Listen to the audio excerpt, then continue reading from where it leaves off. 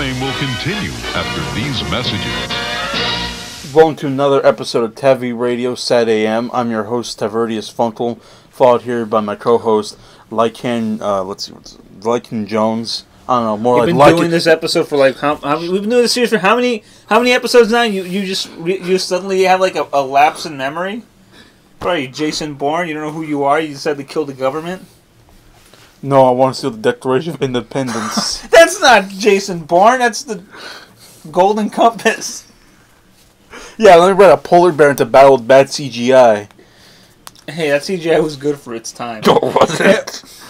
To be fair, there was a cool scene where two polar bears fight, and then the good polar bear, spoilers, hits the other polar bear so hard in the jaw it flies off. Yeah, but he performs a Mortal Kombat move on him.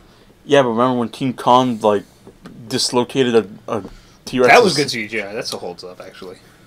I prefer the stop motion original because he plays with it. I know, but I mean he does it. You know, I don't know. Like I like Peter Jackson version, but we're not talking about that. Anyway, before we get started, I want to say Lycan Jones, more like Lycan Moans. What? Oh. Anyway, welcome to another episode of the podcast. Before we destroy this studio, we decided to we decided to record an episode.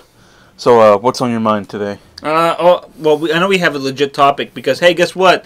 If you're listening to this, it's November. No, not November, boys.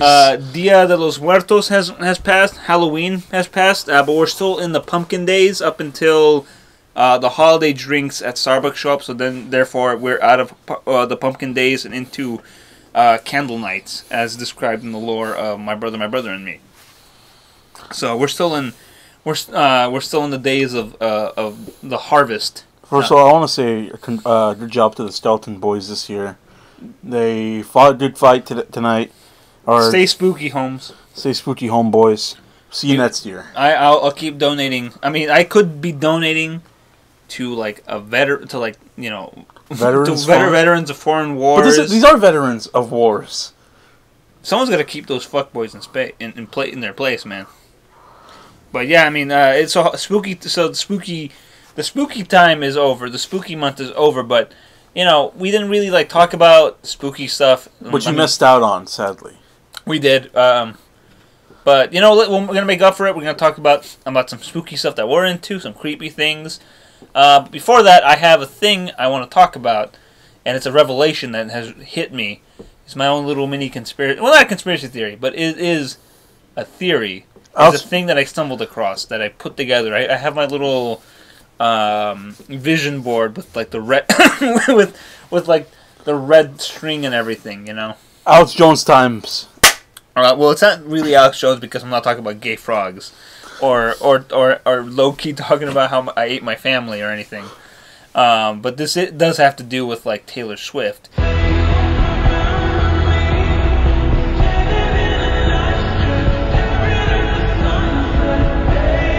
For those of you who for people who live in the real world and actually don't listen to your obscure internet musicians, those of us who actually live in IRL, Taylor Swift is a pop singer. But what do you listen to if you live in abandoned number station places? You listen to those number stations that are so those codes that are. I mean, I don't know what they mean. They could mean anything. Could mean you're gay. Okay, guys, I'm gonna tell you something. I got nuclear launch codes from 1960s from Russia. If anybody wants them, DM me on Twitter. Yeah, slide into my DMs. Slide into the DMs, boys. Nuclear DMs.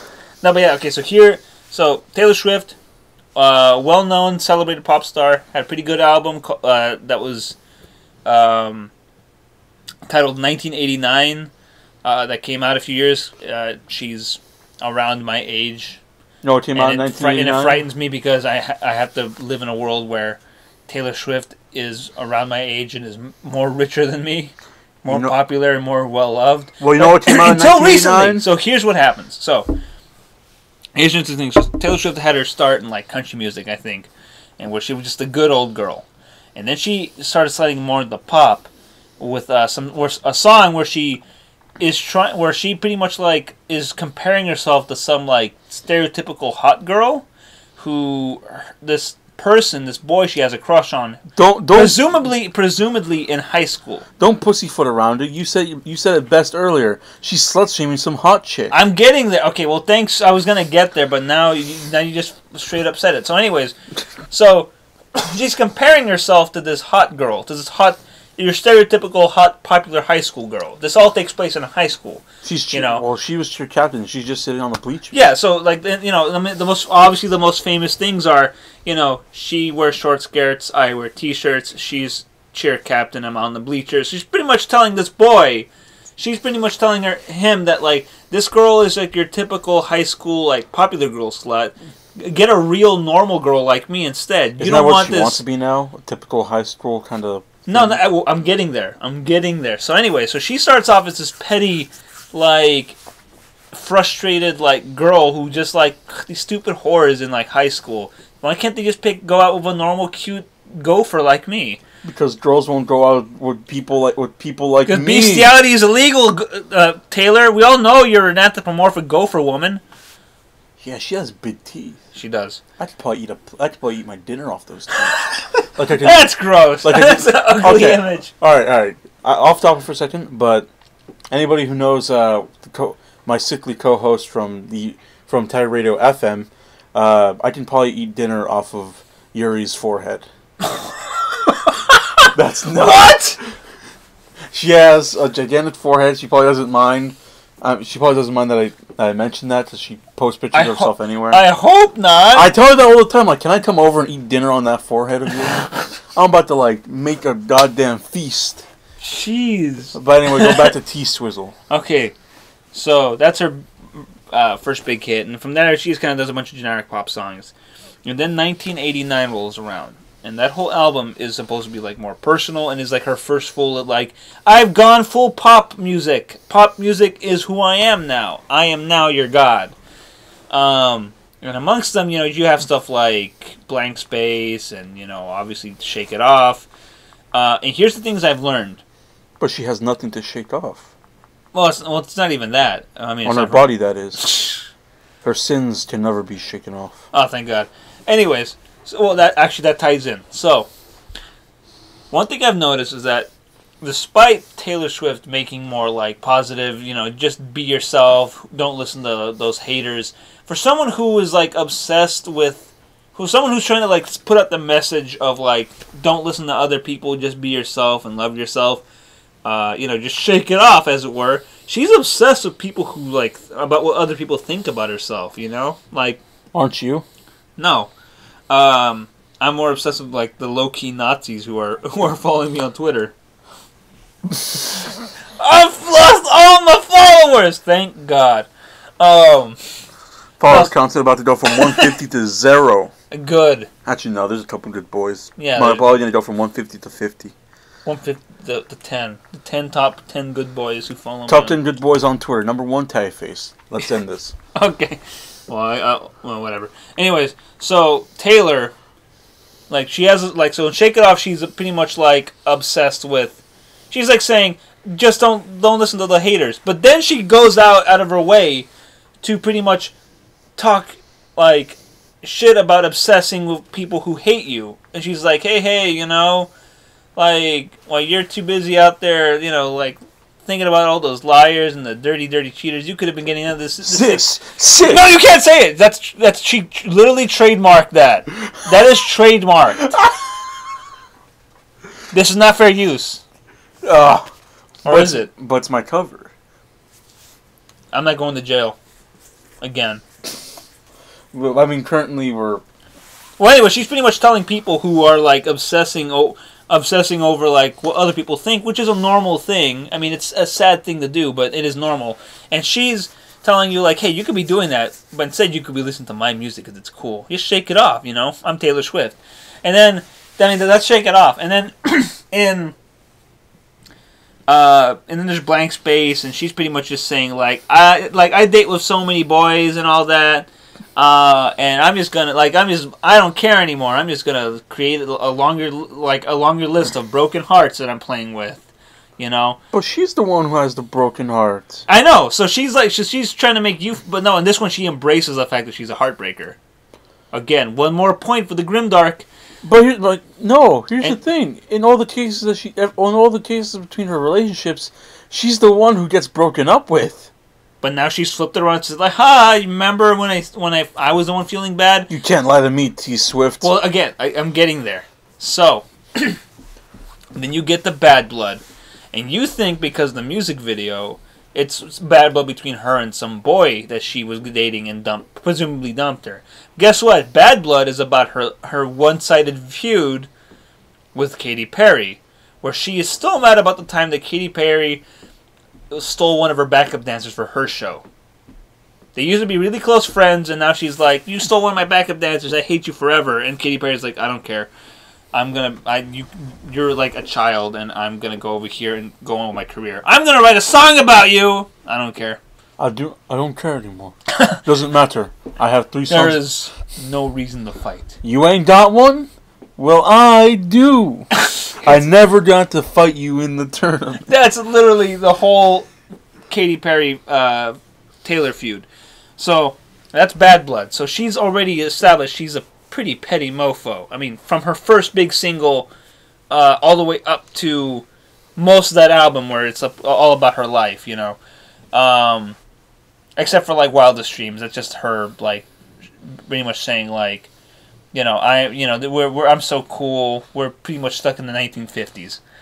We never go out of style. I mean, 1950s kind of went out of style. Yeah, we don't need segregation anymore, dude. We don't need mobs. Unless you're JonTron. Oh!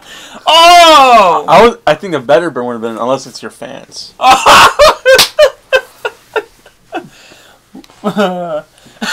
This is Wolfenstein 2 now. That game is so fun because it encourages you to humiliate Nazis. Also, people are complaining about the game. In what way? And all the people I've listened to talk about it, they're like, "Oh, it's great because because like Nazi punching is like it encourages you to pull like Richard's like to recreate that interview with Richard Spencer pretty much." No, people are like, "Oh, what's this Wolfenstein 19?" Like Wolfenstein, like when it first came out, when the new reboot first came out, they're like, "Yeah, this is fun," and then they're like, "What's this politics? Get out of here! I don't like Nazis. I don't like politics," because it's a little bit more political, but in a silly way. But yeah, but it's like, come on, when you make a game and and the people react like, "Oh, they're making fun of Nazis." Man, I bet your fans really love that game, huh? They should if they hate Nazis. I mean, I love a good Nazi punching every once in a while. Yeah, so I mean, the game is up everyone who wants to stand up to fucking fascists, you know. Anyway, enough about Italians. Let's go back to T Swift. I'm tired of Benito Mussolini videos. I'm done with that video. And the last video I saw is the one where everybody pretty much like beat his corpse to death. No, I'm done making videos. You can watch that video of like them stringing up his corpse on display. Him and his wife. Just like they really did a number on Mussolini's face. It's like he looks like a Mr. Potato Head that caved in on himself. I mean, he wasn't like a good guy. He was a dick. He fucked up his own country. He legitimately like said like, "I'm gonna." People say. Hey, I mean, this is an audio thing, but I'm doing the whole like. Well, Italian actually, it's funny. Well, the Mussolini thing, which is funny because it's low key what Trump does. And then Tav had the biggest like revelation. Why does Trump do Mussolini stuff? Is this Trump and Ivanka gonna end up the same way as Benito and his mistress? Yep. I've had enough. Boys, we're gonna rally together. It's not hard. Anybody can break into the White House. I mean, we've established it even during the Obama administration that it's super under like the Secret Service does not do its job. Boys, we're breaking into the White House and stealing the Declaration of Independence. Boys. We're going to kill ourselves to break into heaven to steal Jesus Christ's shoes. But in all seriousness, to an episode of Conjun. I kid you not. Conjun's dad pulls in Ocean's 11, but the whole trick is that they have to kill themselves in order to break into heaven and steal Jesus' but here's the thing: shoes. I'm gonna do Ocean's 11 with everybody, and we're gonna break into the house. And during this raid of everybody going in there and just causing a ruckus, I'm gonna steal the Declaration of Independence. For what? I mean, do I need a reason? What are you gonna do with a dusty old piece of paper? Toilet paper. No, that's bad toilet paper, man. Treat yourself right. You know. I could go the Guy Fieri route and use egg roll wrappers. Oh, that sounds super uncomfortable. Anyways, so that's pretty much the whole T-Swizzle thing on that album. So in between the success of her album and her current one, Kim Kardashian leaked proof that Taylor Swift was in on the whole, like, there's some stupid Kanye West song where he pretty much makes a passing reference to her and saying that he made her famous with the whole, like, Taylor, I'm happy for you, I'm gonna let you finish, but Beyonce and those have the best music video of this year. You know, don't mess with the Beehive. Yeah. The Beehive ruined her career. Yeah. She'll stick Solange on you, man. She don't play around. That's Jay-Z. Solange in the Beehive. There's Solange is her Agent 47. Like, there are so many stories about Solange. I love hearing them. I know, she's great. She doesn't fuck around, and her music is good too. Anyways, so Kim pretty much is like, yo, guess what? Taylor was in on like that, like when Kanye released that song, and was like, oh wait, that's a passing jab at Taylor Swift. Taylor was just like, ugh, I hate this. I hate Kanye. He's so mean. You can't hate Kanye. Well, you can. I mean, you can hate. He has some. You can't hate Kanye, but you can't hate Kanye music. You can't hate Kanye more than Kanye hates himself. Actually, who would win a fight, Jaden Smith or Kanye West? Both of them would probably just curl up in the balls, and we have to take. Well, I don't know, man. Anyways, so Kim exposed, as we say in the YouTube community, exposed Taylor Swift, saying she was in on the whole like lyric thing because there's a phone call where Kanye pretty much calls up Taylor Swift saying like, yo, is it cool that I do this jab? And she's like, yeah, I guess it's all right. And then she's like, oh no, you guys are so mean. And then now like Kim's just like, she was in on the whole thing. Taylor, you a snake. And then Taylor's like, and then Taylor decided like, everyone says I'm a snake. Everyone's so mean to me. And then all the hints of that inner pettiness and like going grimdark finally came out, and she pretty much said, enough is enough. If they say I'm a snake, I'm gonna be a snake. And she pretty much started posting pictures of snakes on her Instagram, and her whole theme of her new album and her whole new dark direction, which I'm calling, or which some people have called, spicy mayonnaise, because she's so bland that her new dark direction is not even sriracha mayo. No, she's gone sriracha mayo. Maybe chipotle mayo. No, there's no Latin influences in it. Anyways, so she's going spicy mayo as opposed to regular mayo. Maybe lemon mayo. I mean, maybe that like, no, I was gonna say maybe that Mexican mayonnaise with a hint of lime. That hell no, that stuff is good only in tuna salad. Only in tuna salad. On sandwiches, everything else, yeah. I mean, but again, like Mexican culture is just like we have to make a special mayonnaise that can only be used in tuna salad. And then your mom uses it on sandwiches, and you're just like, what is this? What the fuck is this, Mom? You're fired. Anyways, you're grounded. We'll have to do an episode where we talk about Go Animate community, which is one of my favorite things that I've ever come across. Anyways, so Taylor embraces the darkness. She becomes Anakin Skywalker, embraces the dark side. Becomes Sasuke Uchiha. Even embraces the dark side. And decides that the snake is going to be her symbol, and she's going to go full snake to the point where she has clothing, including a pair of like knee-high leather boots with a snake logo on it. If you look at her lyric video for her newest single, Look What You Made Me Do, which that song, by the way, is all about... Stupid. Okay, by the way, Look What You Made Me Do is all about saying, you guys made me into this... No, monster. You didn't. You could have just taken it with a hint of literally salt. like there's a part in the song which is like, I'm sorry, old Taylor can't come to the phone. Why? Because she's dead. She killed old Taylor. This is a new Taylor. But anyways, in that lyric video chorus, Meldrew Swift, the twin Taylors. Yes, Tim the Toolman Taylor. Is Taylor Swift the daughter of Tim Allen? Oh. Anyways, so Taylor decides, why am I calling her Taylor? It's T Swift. Anyways, T Swizzle. So Taylor Swift embraces the snake meme in the chorus for that lyric video, which is the thing now. on YouTube. There is the chorus has images of snakes like going around in circles, as in like the whole line. Look what you made me do. Look what you made me do. Is printed on snakes. So she went full snake-themed supervillain. The point is... She's Orochimaru. Yes. Or, hey, here's a game theory. Is Taylor Swift the original creator of Snake Mountain from He-Man? Is He-Man just the aftermath? Is Eternia the aftermath of Earth after Taylor Swift goes full supervillain and goes on this like one-sided also vendetta against Katy Perry and her like rainbow bright ass themed superhero? Because here's the thing, here's the other thing, both of them came out of different musical genres. Katy Perry started off in Christian music and then became a pop star where she was like sort of like low-key provocative. Hey, I remember I Kissed a Girl, that was a song.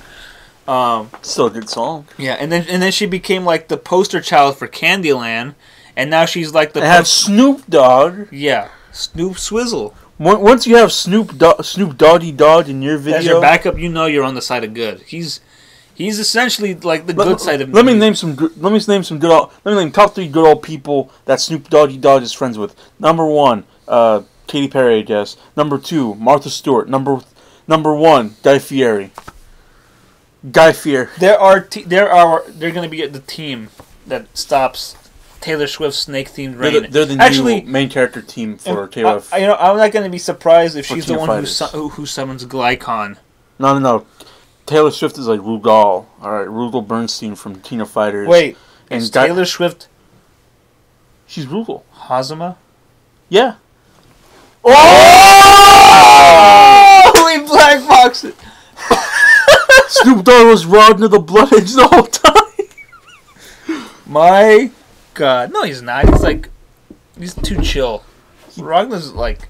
Rodner's an angry boy. Maybe he's Guy Fieri. No, Guy Fieri is Tager. Come on, the hair checks out. Would Martha Stewart be Lychee? I almost opened my mouth there, man. Maybe that's more Katy Perry. Yeah. Or she's, what's her name? Izayori. No, think something more colorful.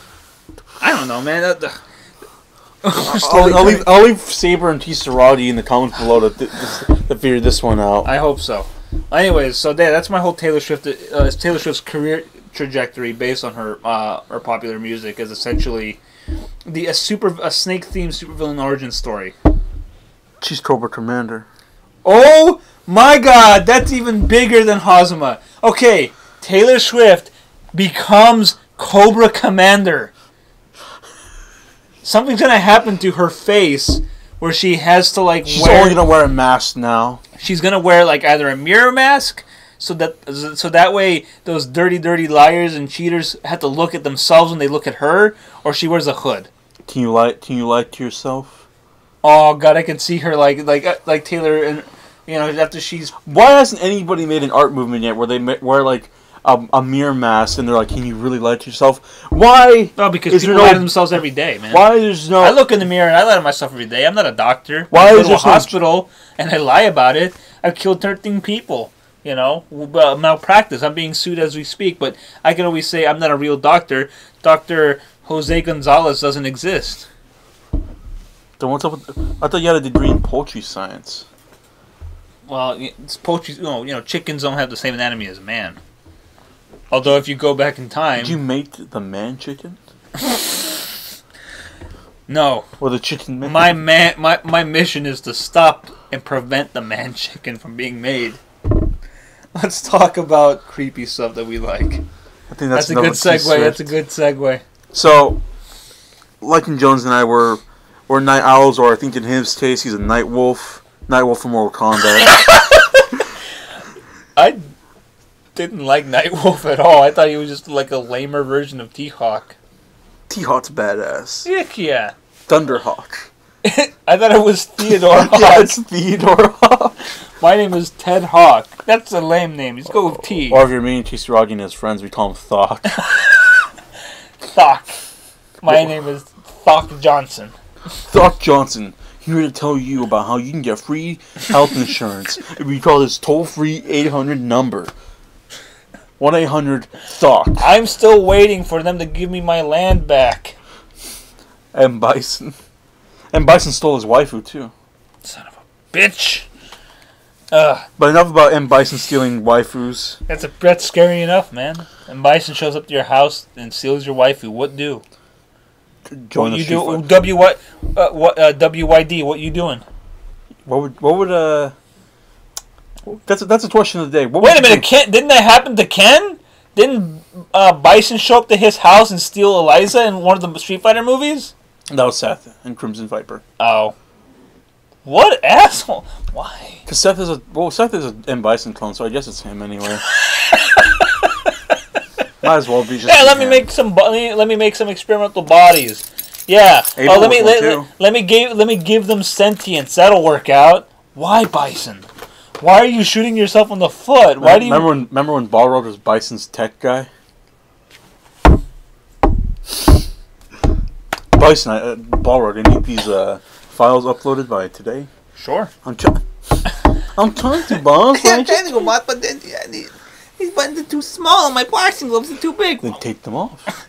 No, but then it'll be too long. It'll be too long to put them back on. Anyway, other than Balrog, I think Balrog typing on computers are very. That might as well be. That's a cursed image. That's not a cursed image. It's a blessed image. A Balrog just trying to. It's funny because that computer is very clearly designed to fit his boxing gloves. Actually, wait. We'll probably put this in the podcast, but I want to show this new cursed image that I found because of the Halloween spirit.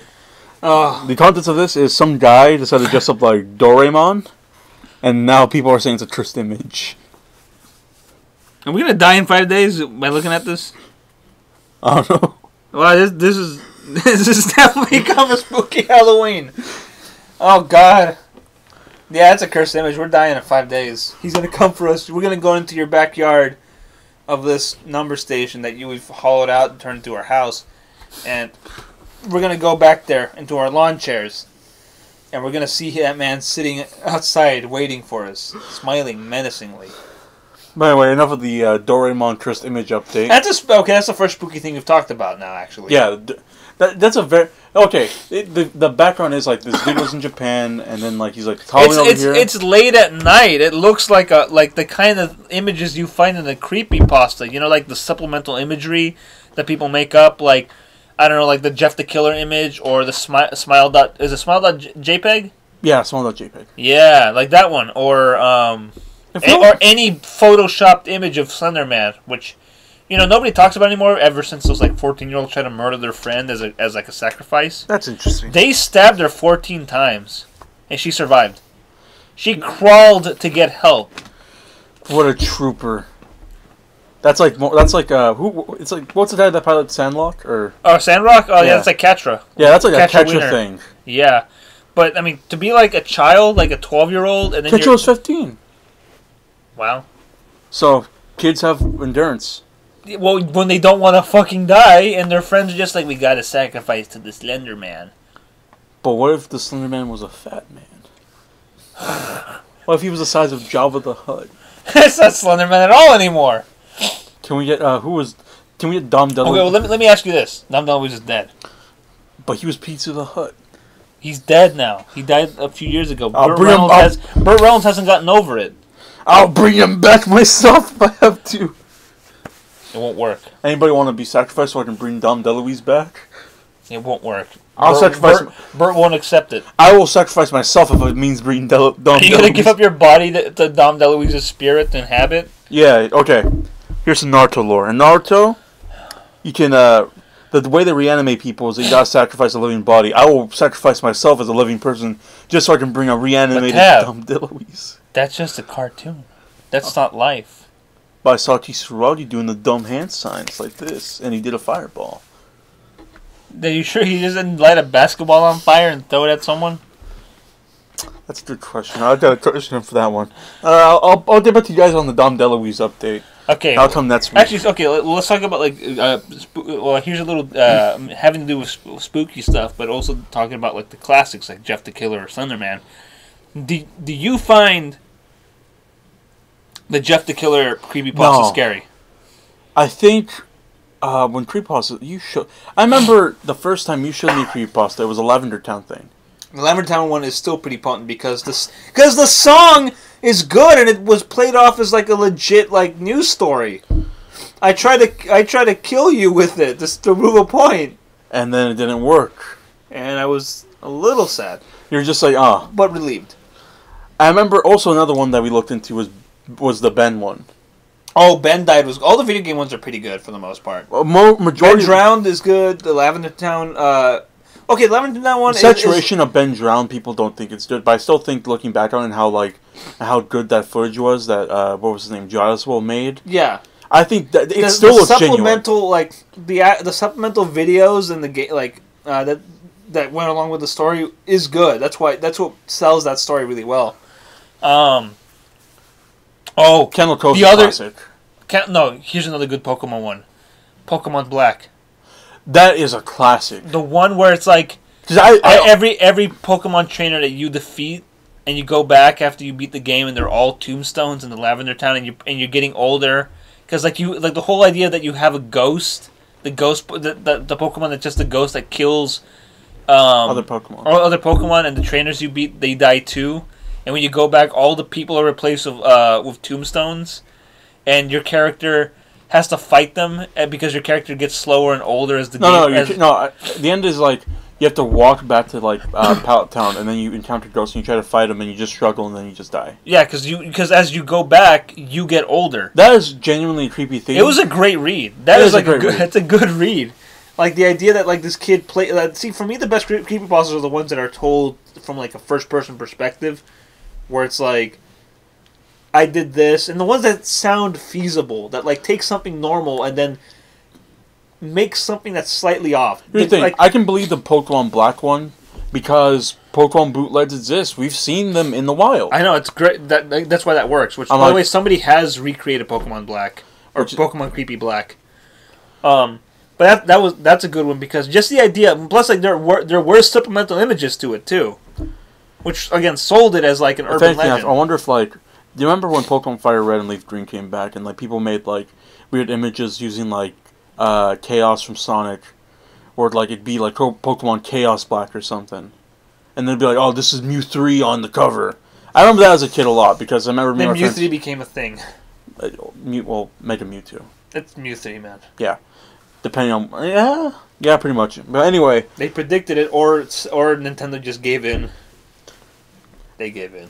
I think they gave in. But remember, they didn't call it Mew 3. They called it, like, Mega Mewtwo. I know, they didn't want to do it because it's just like, we want to give the fans their thing, but we don't want to, like, fully acknowledge And then we got a Pokemon Black version. Yeah, we did. And it's not filled with that creepy ghost Pokemon. No, it was just about you defeating a bunch of fabulous men. Yeah, yeah. Anyway, Pokemon Black's okay. I play a little bit of it. I guess I give it a 2 out of 10. Yeah, but yeah, I mean that was a good one. That's one of my favorite creepypastas. I mean, both of those.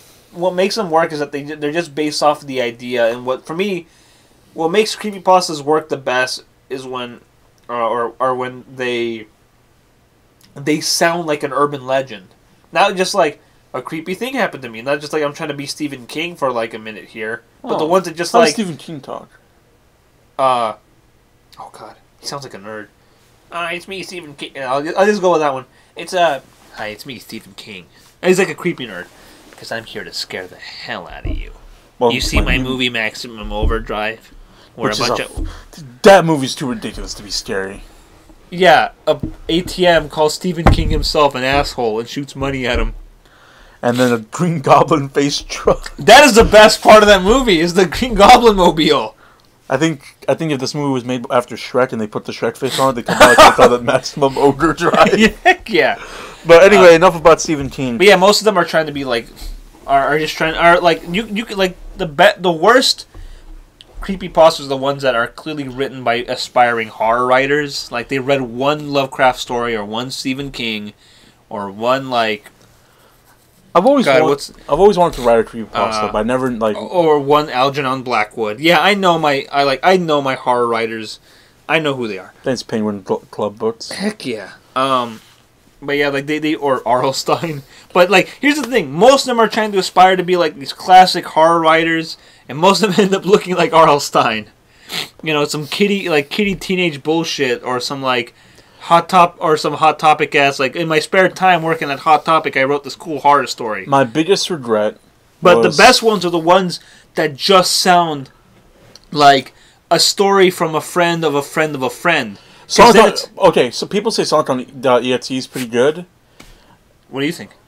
I'm very neutral about it. It's all right. First of all, it's actually troll pasta. I know it is. You know what a good one is? Sunky. Sunky is so good, it's so ridiculous. It's just like, God, well, here's a happy version of all that. Thank you, Sunky! Milk and cereal. I hope that you are hatched. We are not each other. As we hope we find him mother.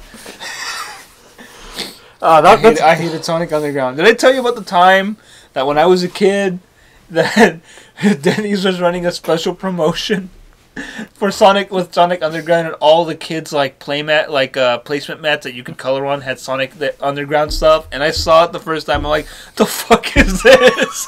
Who are these other guys? Or as a child, I would have been like, what the heck is this? What the frick is this? Who are these guys? I don't know what Sonic Underground is, but I'm interested because I like Sonic. Hey, they're all voiced by Steve Urkel. By the way, even the girl, which is funny because when they go swimming and they do like a beach episode, she's the only one who has decency and has to wear like a swimsuit. Sonic and Manic just go out in the buff. Well, Manic has his best.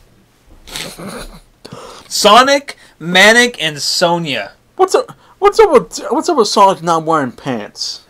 Can we get some pants? He has a scarf now. I mean, let's talk about it. What's the scariest thing? Sonic not wearing pants? Sonic wearing Jinko jeans.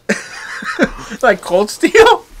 His favorite thing. Dislikes my dad. The funny thing is, Stop calling me gay, Billy. The funny thing is, in the Cold Steel arts, he's not even wearing Jinko jeans. He's not, but he likes them. Like that's a good detail. Well, I imagine Jinko jeans are very comfortable. They're like giant bell bottoms, aren't they? They're just giant, fat, like big jeans that you can fit two people in. They're like, I think somebody just literally took jeans from the husky section and then put them on a kid. I all saw Jinko jeans, Jinko shorts. To be fair, I do have like a pair of pants that do fit like Jinko jeans. On another note, did you ever have like those shirts where it's a Looney Tunes where like they were Jinko jeans and like they looked gangster? Oh yeah. I had those were everywhere. Like I had Pogs. Some of the times I would go visit my family in Mexico, we had Pogs with Cholo versions of the Looney Tunes. Those are my favorite. That's my favorite iterations of them. Heck yeah, we like Cholo. Tweety Bird was a thing I saw on every and people still use that every Chicano girl that I grew up with, man. Mang. Hey Mang, hey Mr. S, we gonna go on the Magic School Bus today, Mang?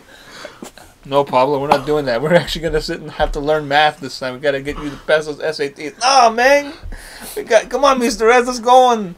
We don't have a school bus. No, but my cousin, Little Joker, real name Steve. real name Cheeto. He's got one, man. Don't worry.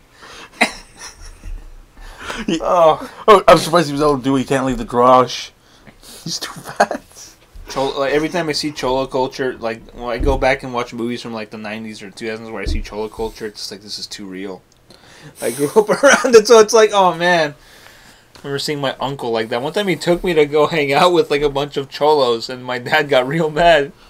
He's like, what the heck? Why are you hanging out like on the bad side of town? Because my friends are here. And then he had to move out like a few years later. And then his friends kept on coming by asking if he was home. It's just like, no, he's not home. Also, I'm like in elementary school. Why are you asking? Why? If I tell you he's not home, he's not home. Listen to me, I'm a kid. Oh god, I remember hearing stories like that. But going back to very frightening things. Actually, were you ever frightened by that? Not really, because I got to meet other kids who were like the little brothers or like cousins of like that were also dragged into this. So you guys had this whole circle. I mean, it was like I think that one time that happened. It was at like an apartment complex. So I just hung out with these kids, but it was like weird. But then again, like growing up as a kid, all my friends were like what would be considered bad kids who were always like trying to take me on like adventures that my parents would not approve of if they knew where we were going or doing. It's like, let's go over here. Isn't this too far? Hell no, it's gonna be fun. There's a rock pile. Yeah, but it's a cool rock pile, right? There's like a dead fish in this field. Why are we?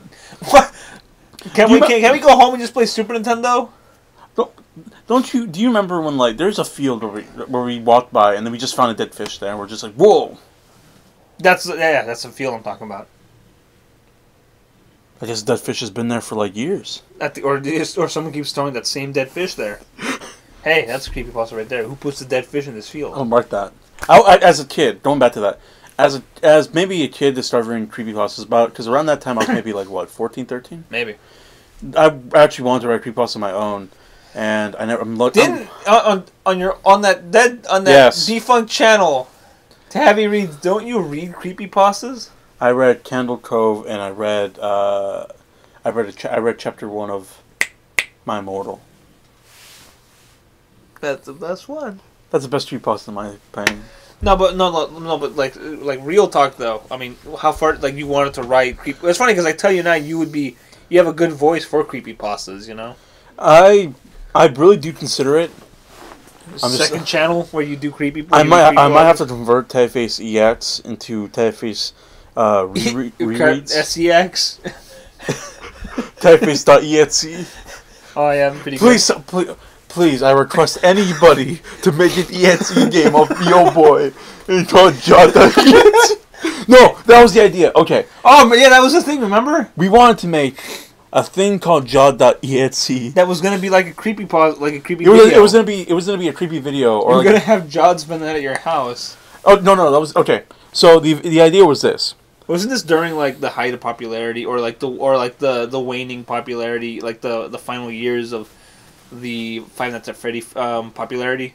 Yes, the original plan was Five Nights at Typeface, which is where I tell like, dear Jod, like I was gonna have like a message thing like in the game. I'm like, all right, Jod, thanks for watching the place tonight.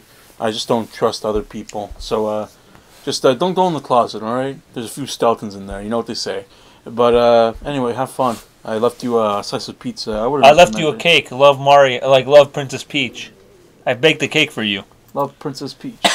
But anyway, the whole plot was like, Peach bakes 2 cakes, likes baking cake because she bakes one in Paper Mario. That's a subplot in Paper Mario. That's a mission. Which is my favorite part. Of Paper Mario. I actually love that. Like when you get to play as Princess Peach. Because then you spike the cake and you make the fat shy guy just like She breaks out of the castle on her own volition, which I found cool. Doing the things she's good at. A little thing that I love, like real talk here. Princess Peach is actually like what I would consider my video game crush. I really like her character, and I just think she's really pretty and cute. And I like Super Princess Peach the game is one of my favorite games. Like I want more things with Peach. I would main Peach on Smash Brothers if I knew how to play her properly instead of just throwing the butt out. Shout out to Rats and Lats. I gotta show you his analysis on Peach in like the games because you'd probably agree with it a lot. But what's his name? Or Rats and Lats. I've seen his stuff. Yeah, he's a good old boy. Yeah, he is. I can actually though, but you know. That's where all the best boys come out of. They teach their boys early on to be good old boys. Really, J. Beeves? He was a failure because he was good until they brought him to America where we corrupted him. And then Jay-Z corrupted him. No, it wasn't Jay-Z, it was Usher. Oh, yeah. Which is bizarre because Usher's the goodest of all boys. I mean, I think... What's Usher doing now? Going back to rappers, what's Usher doing now? He was on that award show where they premiered that Lost Michael Jackson song for that whole new album, that posthumous album. Hold on, yeah. He didn't sing, but he danced on a table and delighted a bunch of white people who were looking up and had never been close to a black man before.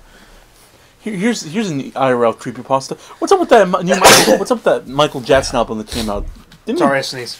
Bless you. Thanks. Bless you. Blessed image. Blessed image. Okay, well, But what's up with that Michael Jackson album? That's an IRL creepypasta. That's an just IRL a bunch of people found a bunch of old Michael Jackson songs that were unfinished, and like, these are too good to go on unfinished. Even though the demo version of Love Never Felt So Good, I think is actually better than the finished version. Yeah, because Paul Anka. It's Paul Anka just playing piano and Michael just singing. I mean, what more do you need? And Paul Anka the dog, and Paul Anka met in real life, and the whole world exploded. That's a really good Gilmore Girls episode. Shout out to Deer Simulator, who loves it, and shout out to my girlfriend, who loves it more. But shout out to the doggy Swami. He's my hero. Blessed image. All right. Here's a dream match. Before we go back to creepypasta, here's a dream match. Doggy Swami versus Dogman, the magical blind dog Doggy Swami wins. He knows when to stop the wheel. But Dogman is a magical dog blind magician. He's also half blind and is a wrestler. He beat Gabe R. Gluman Jr. G. Grossi. G. Grossi. Gabe the Gloomin' Grossi. Anyways, but yeah, I mean, there's no like real IRL creepypasta. They just wanted to recreate like that thing. I mean, it's cool, but just like, I just felt so weird about it. I'm like, when did Michael Jackson come back? Yeah, but anyways, when are we gonna make? You know how Vocaloids are kind of made of like you can make any song. Yeah, Puppy Cat. The voice of Puppy Cat is Oliver from Vocaloid. Yeah, but you know how people I saw a video. By the way, I finally finished being Puppy Cat, and it was good up until the last episode, which is like a total mess. Like, you start off doing one thing, and it's just like you guys were given a half an hour to put this episode together, and there's just so many loose ends and stuff, like, what, Freddie Wong was in it, by the way. He has like a cameo. So does Aaron Hansen and Tommy Wiseau and Niles Z. You're tearing me apart, Puppy Cat. Almost. He almost says it. I have to go to the other planet and to go to the bathroom, okay? I don't trust him. Yo, does anybody remember when Machinima had Tommy Wiseau review games? What? Oh, yeah, and it was really bad. You can't make the man do bad things. You have to make him just do things naturally. Yeah, like, I think they should have just locked Tommy into a room with like Dark Souls and told him make a Let's Play series, my man. No, like the way. I mean, the reason the room works is because he surrounded himself with professionals who knew how to do their job, but were under the guidance of someone who doesn't know how to do their job. Also, what is Tommy Wiseau? He says he's like Cajun. He says. No. There's no way that man is Cajun. I thought he was French. He's supposedly French or Cajun. He's very secretive about his past. Or some fucking aliens. He might be. According to that video game from Newgrounds. Remember Newgrounds? Oh yeah, the video game. That was... Thanks, Tom Fulp. The only good thing you did after Alien Hominid. And Castle Crashers, which I realize this. We'll go back to Terry Passes, but realize this. I hate Castle Crashers. I never played it.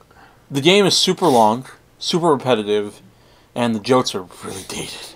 Alien Hominid stands on its own, but like the jokes are super dated. And the game is obviously like a classic, just because of like the fan work put in it. Underneath all the porn of Newgrounds, there's a few diamonds in the rough. Yeah. Anyway, so creepypasta. So, Jod.exe or Five Nights at Tabby Faces. Go on with that story. Very much like that was gonna be Five Nights at Tabby Faces, where we have like Alfredus and Marcolis show up and mess with them. That was gonna be the original introduction of Banana Beats.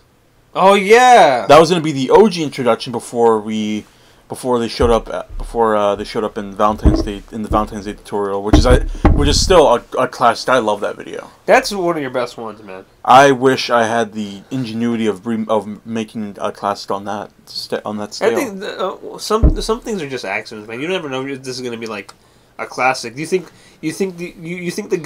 Leonard Skinner knew that Freebird was gonna be a classic? I hate Freebird. I hate Freebird a lot too because Dear Simulator hates Freebird.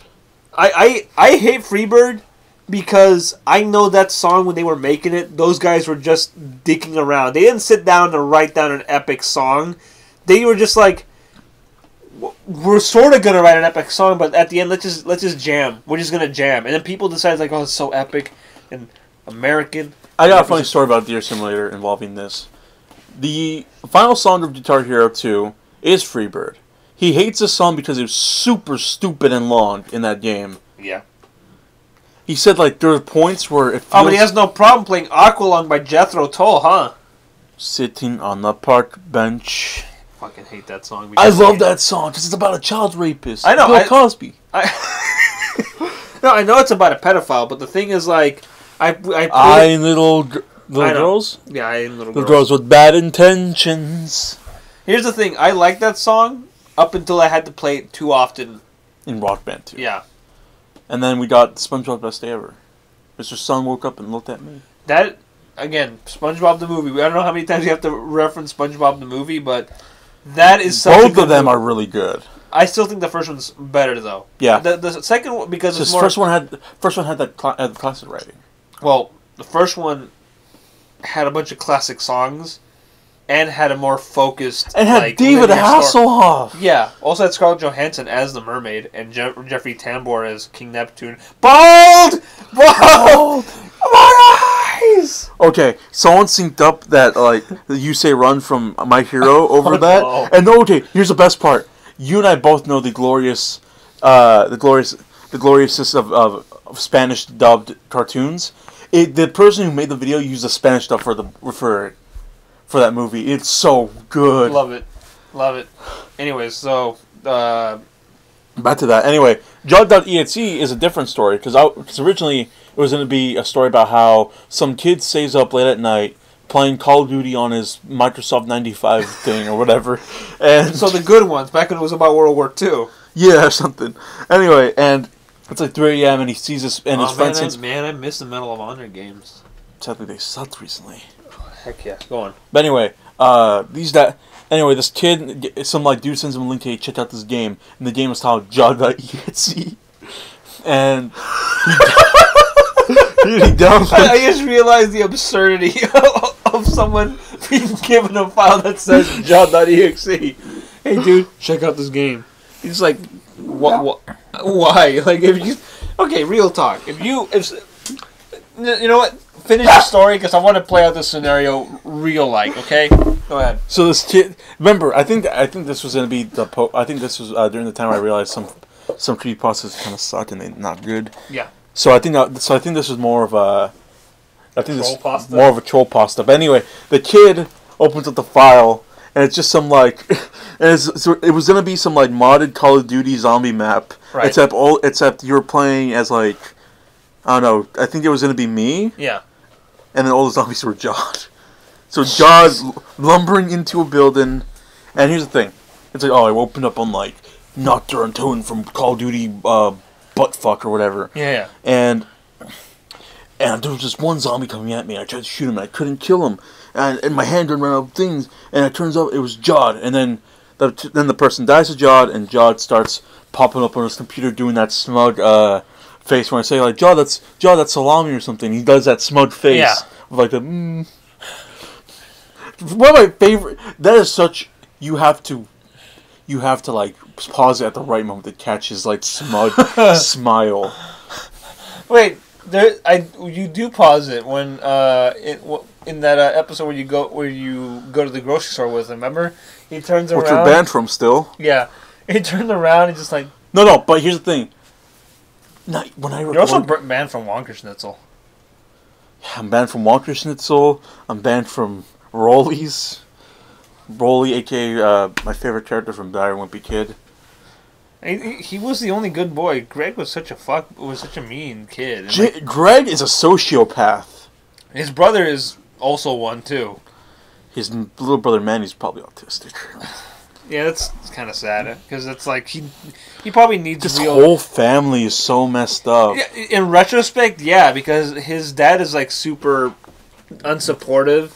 His mom is crazy and hates his own son's music. He like sits in the corner and like I remember one. I mean, to be fair, what's the name of Roderick? Loaded Diaper. Roderick's band Loaded Diaper is also not a good band. To be fair, it's a really shitty band. Also, I guess they're well off because Broderick has his own band, which he put the logo of Loaded Diaper on. Yeah, but like they spelled wrong. But look, for example, his mom likes his music to the point where she dances to it because she's supportive. And then their dad he's off to the side of the stage with his arms crossed, looking away, disappointed. And then you got Rolly doing which the Rolly is drawn. Face. You can see that image in one of those books. And you see Rolly doing his Rolly face. Because he either does the opened happy face or the open like frowny face. Yeah. Also, I love the fact that Raleigh in the later books was obsessed with this like pop star called Joshi. Oh yeah, the Eastern European one, the European one. Yeah, and he starts like dressing like Joshi, like wearing like mesh shirts. Who, and stuff. to be fair, is just that pop star from Zatch Bell.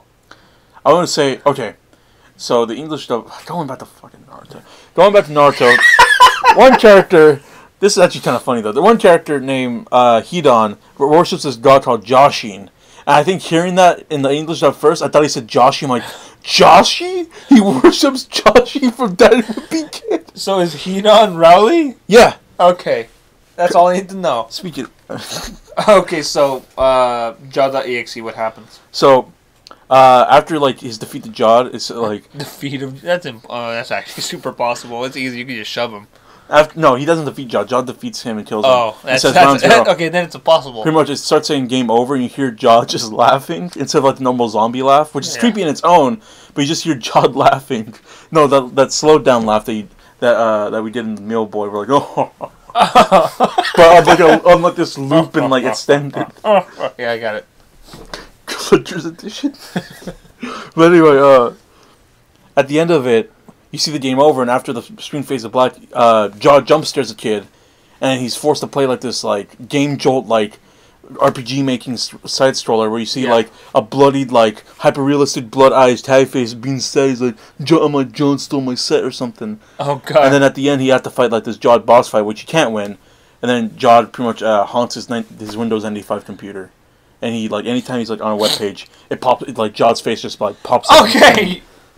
The thing you described me is actually kind of frightening.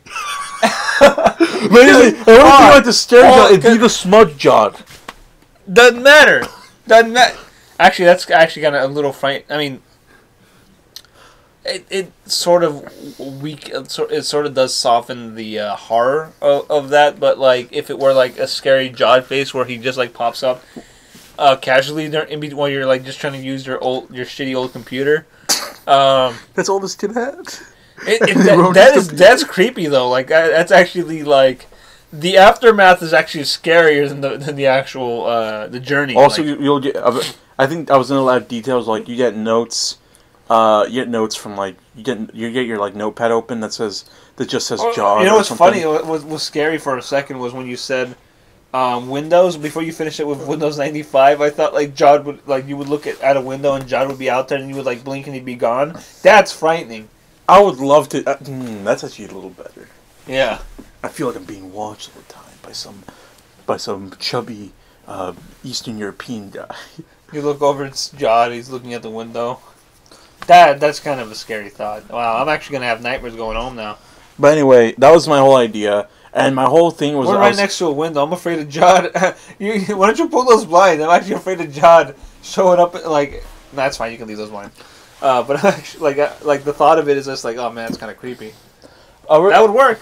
I mean, that most fucking like mediocre creepypastas literally have like you see something and then it's gone, and you see it again and it's gone. I want it to be more like technology based. There's a thing here's the thing that legitimately scares me. I don't like computer viruses. They scare me. Yeah. Because there's nothing more frightening than seeing like something that's downloading in your computer. It's like, nope, we're not listening to you. It's like, no, stop downloading. What are you doing? One of the most frightening videos, in my opinion, and it's an educational video, ironically. Oh gosh. Is Tops Video's Top 22 computer viruses. I hate that because the scenarios and like what the virus would do. For example, like some dude in Saudi Arabia can get your information and steals your credit card account or something. Yeah, that's pretty funny. Stuff like that. Okay, stuff like that. The thing that scares me the most is are just computer viruses. I don't know why. I think the idea of like some foreign thing entering your computer. I also don't like again using the Jod.exe. I don't like the idea of like files just like leaving stuff in you that leaves like a ghost file thing that's supposed to happen. For example, the game /creepypasta I'm Scared does this where like the entity of I'm Scared knows the name of your computer and will leave notes for you. Oh yeah. And I don't like that idea because again I just don't like it. Yeah. I'm more scared of my computer being haunted than like my house being haunted. I feel I mean, I would be scared of either or because I don't like the idea of getting up in like a dark hallway and then seeing something and then like he's like, well, I guess I'm stuck in my room until morning when there's sunlight everywhere. Because ghosts hate sunlight for some reason. Oh, it's just easier for them to scare you at night, man. Like that's when you're most like. Vulnerable. But you also have a sleep, so you're just like, oh. Still, some ghosts like, ooh, Jod. Would you be scared if you were in a house and you see Jod just at the end of the hallway, just sitting there? Oh hell yeah! Are you kidding me? Just having like someone in the house that I don't know is just like that's frightening, man. You want to know what's frightening IRL creepypasta? That's actually not a thing. So, in the house I live in right now, in the living room. Why do you have a Russian flag on Deer Simulator? Yeah, a Russian guy haunts me. That's how I ward him off. Okay, go on. But anyway, in the Rasputin haunts you. Yeah, in the living room, the TV is a little messed up. Oh no! So sometimes the TV will turn on by itself. What the fuck? Yeah, this happened last week actually. The TV will turn on by itself, but the screen will be black. But you'll just hear the audio of like whatever's playing on TV. For example, it can be like, oh no! It'll be an infomercial. For example, like I walked out there. That is some poltergeist bullshit right there. Yeah, that's frightening. Oh. I woke up. Wow, this is actually shaping up to be like a true creepy cast here. I woke up like at maybe 3 a.m. to take a piss, and I hear voices. In your bathroom's right across from. Right, like at the corner, like the hallway where the living room begins. And I just like, I wake up and I hear voices. The TV is pretty loud. And the other person in the house didn't hear it for some reason. So I walk out there. I literally break out like this Nerf mace I have in my closet. I literally like turn on my phone flashlight and get this out. I'm like, I'm going to have to like beat some ass. This Nerf for nothing. It's Nerf for nothing. So I walked out there. I got the Nerf mace with me. Ignore that. That's the dog. Yeah. But anyway. Maybe it's that ghost you're talking about. That's probably stealing my chicken parmesan, my fucking parmesan. But anyway, I got the Nerf mace. I don't know, like I'm like ready to beat some ass. So I walk out there like kind of like slowly, and I realize, oh, it's just the TV on again. And that's like a normal occurrence. Like, oh, it's this thing. It's happening. Okay, but here's the thing. The person I live with is on a trip right now. Yeah. And anytime this happens before the person enters the trip, or when guests are in the house. So, for example, no me gusta, man. I don't like it either. Like, for a week, we had someone like staying with us, a family member, and I wake up and it happens again. And then when another person left, it happened again. I'm the only one who notices it, but according to the other person, they've heard it before, but they didn't do anything about it because they were too, asleep. Wow. But I heard it before because I'm not a very light sleeper sometimes. And I heard it and I'm like, oh no. Sometimes you are, man. I'm a very heavy sleeper at sometimes. I don't know. I mean, I can be either or. It depends on like what's going on. But anyway, like I walk out there and I see the TV. Like, here's the thing: you ever turn on the TV and like see out to like an input and it's just a black? Yeah. It was just pure black, and I just hear the audio of like whatever was on TV. I think it was like some infomercial. I'm literally like, what is this? So that's actually kind of creepy. Like, just the idea of like hearing something. I was like something for like makeup. Like, buy this makeup bag for $50. Call right now. I'm like, it's like, TV, are you possessed? TV, are you trying to sell me something? In my sleep? In my sleep? Is this Inception? Are you Leonardo DiCaprio? Yeah. Don't I look like him? But anyway. Then Leonardo DiCaprio crawls out of the TV like the girl from The Ring, and he's like, what if I told you? What was her name? Samsara? Samara. Yeah, Samara. Samara. Samsara something else. It's barking at that dang ghost again. Yeah. Actually, he's only been like this because, like, when people have come over for some reason recently. Bringing some ghost entity. But anyway. It feels like the thing that's going on. It seems like your friend, like, people who come over are just trying to, like... bring ghosts into my home. Yeah, what the heck, man? The only thing that hurts a ghost is a Nerf mace. Oh, well, there you go. But anyway, that's an actual, like, creepy thing that occurs in my house. Other than the fact that, like... even to the fact where like my friends don't like the house even during the day because for some reason they say like even in the day my house is like pretty creepy. I don't think it is. I don't know. I mean, at night I think all houses at night are creepy. To be fair, like Here's the thing for me. Here's my creepypasta stuff. I like reading creepypastas, especially if they're good. Like, the ones that, for me, are not as good as when they describe, like, weird scientific things that take too long because of the stupid Russian Sleep description. Experiment's good, though. That one's a good. Yeah, Russian Sleep Experiment is good. Abandoned by Disney's a really good one. That's a classic. Abandoned by God. What was the other good one that I read? It was one where it was like, it had a really good image to go along with it, which was this woman with this kind of like almost mannequin face being held down, and like the mannequin face had like teeth, like scary teeth. Oh, and it was like one where it's like some woman was being brought into a hospital, and they're trying to hold her down to like incapacitate her, and she pretty much just like murders everyone and like bites like the throat of like the doctor. Never heard that and one before. That one's good. And at the end, like the doctor before like his dying breath is just like, "Who are you?" And she says to him, "I am God." And then he dies, and the story's over. I've never heard that one. That one's a good one. I can't remember what it's called. But it's got a really scary image to go with it, which is one of my favorite things. What else is a good one? Gateway to the Mind is a classic one, where like they pretty much show out the sense of some old man, and he starts like. Yeah, that one's a good one too. Gateway. Oh man. But yeah, Polybius is a classic. Well, yeah, I mean, but there's a lot of like real world occurrences where people have like that. That's less creepypasta, more like legit. At this point, it's an urban myth. It's also conspiracy theory. If you guys want to know about, you said this before, Retro Hoy's video on Polybius is probably the best thing you'll find. Yeah, which is weird because it's like I don't know why James Rolfe had to make one about it. Okay, James Rolfe's video on that is super good. Okay. He doesn't explain the history of it. He more or less kind of explains like what the effect was of it. Of like he pretty much becomes addicted to the game despite not being real. Maybe he becomes addicted to the game, and then the whole theme was like, as a viewer, we're not supposed to see it, or else it's gonna happen to us. Oh. I think it's very interesting, very psychological, because like James doesn't know. It's very good. You gotta watch. One. Well, James also like is a filmmaker. Yeah. So I mean, I think that's good, but like I do like videos more. I like the videos that break down the history and like the alleged conspiracy behind it. I think James' approach for the Polybius topic is very good, because if you want to watch the history of Polybius, a lot of like YouTubers have covered it. Some ordinary gamers have went to like they did a pretty good job, but the one Mudahar goes into great detail. Can we talk about Mudahar for a second? I love him. He like I want him to be. I want him on my body. Here's the thing: everything about Mudahar shouldn't work, but it does. He kind of stutters a little bit. He kind of like he has like awkward pauses when he reads stuff, but I don't know what it is about that guy that just makes his like readings of like creepypastas just work. Because he's a normal guy. He's blue collar. He's some ordinary gamer. Yeah, because here's the thing: when you listen to someone like Mr.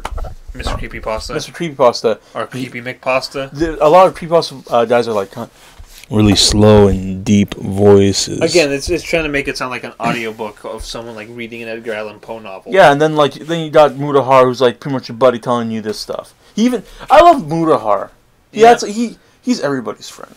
Yeah, you cannot hate him. I need to go back and rewatch more. Like, not rewatch, but like also just watch some.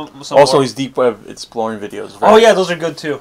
Very good. That's up there with creepypasta stuff too. Like, what's the good one? The one about with the two creepy mascot guys making somebody eat soup is pretty good. Blankroomsoup.avi, which Rainbow Horror has broken down.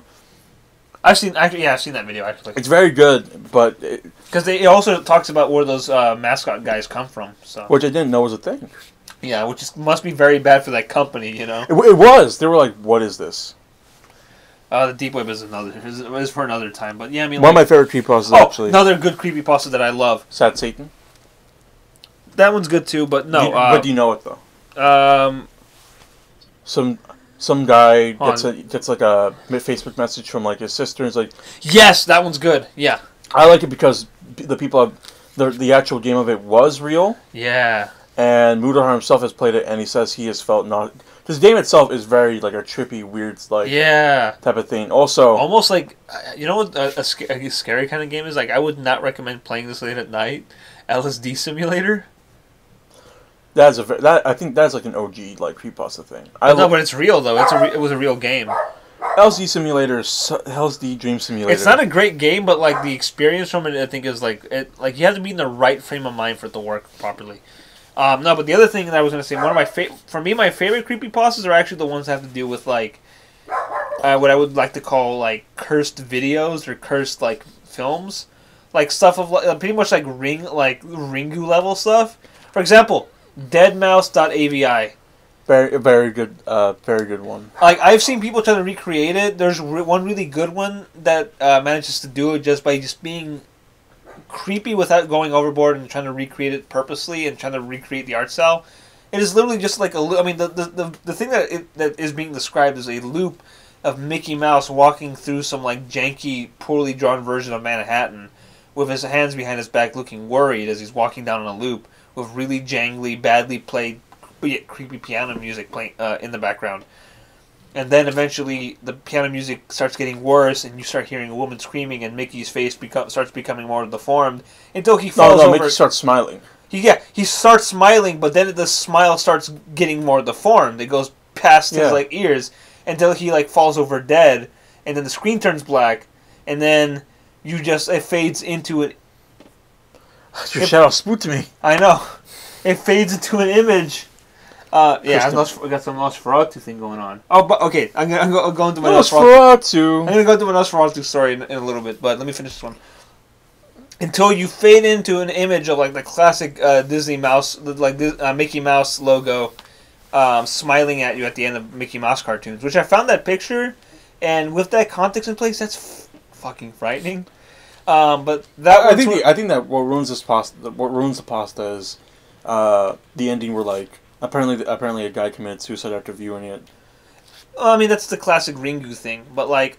I mean, that is like a thing. I mean, it's sort of like, okay, well, that's just the classic, like, they saw an unsettling video that drove him insane. But also having Leonard Maltin show up in your creepypasta, he's just like, he watches it, doesn't commit suicide because he's still alive at IRL, and then say, we got to put this back in the vault. That's actually kind of creepy. Yeah, but one of my favorite creepypastas, and the one that generally spooks me now to the point where I am too pussy to watch the video. Which one? Username Sits. Oh yeah. I am. Oh God, yeah.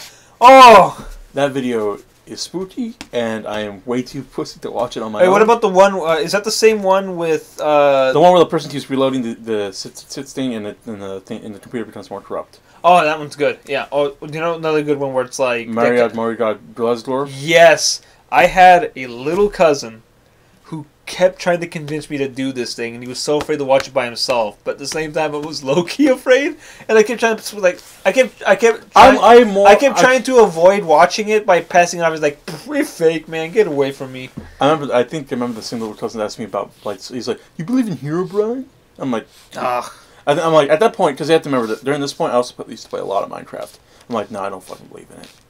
Herobrine is a very interesting concept, but at the same time... It's Minecraft, and it's hard to make Minecraft scary. I mean, Endermen are pretty scary, but like... Yeah, they are, but you're still looking at fucking blocks. At the same time, anytime I see an Enderman, I'm like, alright, come here, bitch. I need your pearls. You know, another good one is the one where Luigi's Revenge, that game one. No. Going to Mario Brothers. Yeah. One of the best creepypastas about Mario is just one called Mario, where some dude on like the Mario World ROM forums finds some like weird ROM of Mario World, and it's pretty much the one where he finds like this weird like decoded like image, and like you just see like the person like this weird like deformed like face, you know? Yeah. That's one of my favorite ones because this one again it seems more like you could probably stumble on like a Mario World forum and find some weird unexplained ROM. And which is always creepy. It's just like again when you here's the thing. Freud, who isn't really relevant anymore. Who's Freud? Sigmund Freud. Oh, Sigmund Freud, right? You know the whole like every boy wants to fuck his mom guy. I think it's just Freud was a weirdo. But anyways, all of his most of his theories are debunked, but did build a really good basis for modern psychology. But anyway, so Freud had a thing called the uncanny.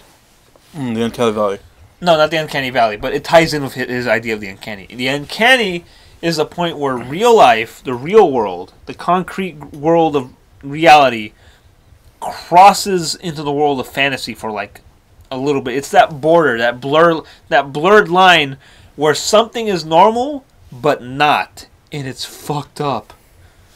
And for me, that is the scariest thing. When we go into the uncanny, when something looks normal but is slightly off in a way that is hard to tell or is very definite, is when it's scary, because it's I think that's why I don't like computer viruses. Yeah, because there's after reading all this creepypasta, you don't know what the fuck you're gonna have. Also, the creepypasta that I surprisingly sat there and finished in one night, Happy Happy.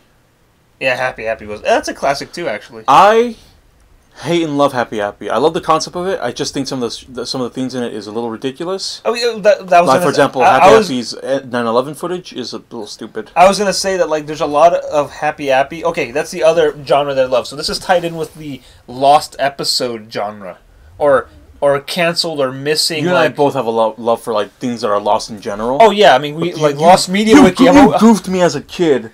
We're like, what was it? London After Midnight. You're like, some dude found in some chicken coop. And I'm like, oh, really? You're like, to be fair. You're like, I pranked you, bro. No, okay. To be fair, I was also pranked by it because, silent movie forums were always looking. People, silent film preservation is a very hard. Especially since people didn't really give a shit back then. I know, they don't, because, a lot of it was, a lot of that nitrate stock was melted down to, make more movies. No, to make shoes. Who knows? Your shoes now? High heels. Your high heel. Some girls' high heels could actually be London After Midnight. That is a sad case. A lot of Georges Méliès's work was melted down. Luckily a majority of it has been restored, but the man made over 100 movies. So I wonder if back in the day, did we ever think about collecting movies? Some people did. Some people collected it, but for the most part, it was Also, I hate when people say London After Midnight probably wasn't even that good. There's some good ideas in it, but the director did remake it as Mark of the Vampire. So people are just people also say there's no point to finding it since Mark of the Vampire is probably the superior film. There's a point to finding it because Lon Chaney. Yeah, it was it's an iconic Lon Chaney makeup for a movie that doesn't exist. But I think the concept. I love the concept of it. Oh yeah, Mark of the Vampire. But anyways, so Mark of the Wolves, the road.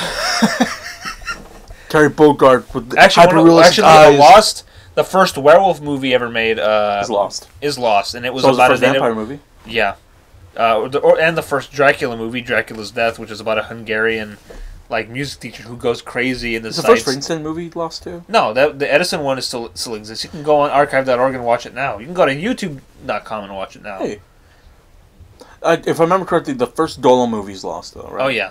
And then the second one... The second one's lost too. The third one is no, the second one's partially found, I thought. Yeah, the third one is the one that still exists. But isn't the third one just a remake? Which is the one that... No, it's not a remake, it's the prequel. Yeah. It's because it's called The Golem, or How He Came into This World. People just shortened it to The Golem. So, but anyways, lost media is a thing that Tav and I both love. Because as a kid, I see now, as a... Here's the thing, lost... media is a thing that for me is sort of is the stuff of legends. It's just this thing existed once upon a time and is now lost. But I love how people have been able to take stuff that has been lost and then make it creepier by just saying it's lost for a reason, not just because of poor film preservation. Or it also builds up hype. You want to know what's some lost media that I wonder how it was lost in the first place? The midget from Austin Powers made a sets tape, and it was released online. I wonder if it's the internet, how the hell did we lose a sets tape? Yeah.